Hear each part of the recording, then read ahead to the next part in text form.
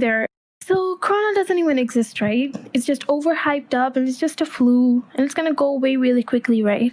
Actually, no. That's all wrong. And I'm saying that because I went through it.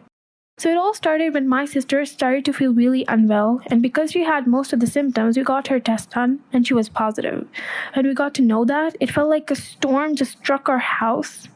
Thankfully, she recovered really quickly because she was healthy, and since she was stable, with the doctor's advice to isolate her at home, so we did that.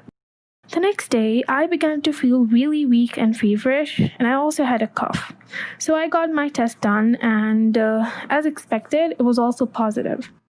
So after 2 days of home isolation, my symptoms got worse and I had a cough to a point where I couldn't breathe at all. So we rushed to the hospital and they checked my vitals, took my x-ray and blood test and all that. And at least after 4 hours of waiting, the doctor said they were going to admit me in an isolation room.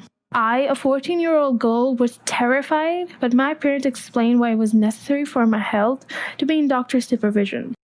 So after waiting 2 more hours and getting 4 needles poked into my arms, it was time to move to the isolation room. I was really scared. The corridor to the room felt like a horror movie.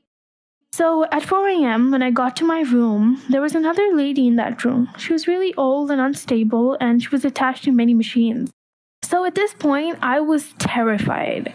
I was on call with my dad and I was crying a lot. I felt like this time would never pass. I did not sleep all night and stayed on call with anyone possible because I was just so scared. My mom and dad were awfully worried and I was really unwell. After getting countless injections and drips, I was finally discharged after 3 days and remained in home isolation for a week. This time was extremely difficult for me and my family, and it was really hard to stay strong. I began to feel hopeless and depressed. But from this experience, I got a lot braver. I couldn't even get my blood test done without my parents by my side, but after this, I got many injections and went through it. I just have a request. Don't spread false information on the internet. It can affect someone's life and health really badly.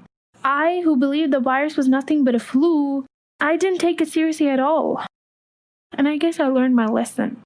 All those of you who were infected and who are going through a hard time, and those of you who are going into depression because of this, it's just gonna get better. It's gonna get better.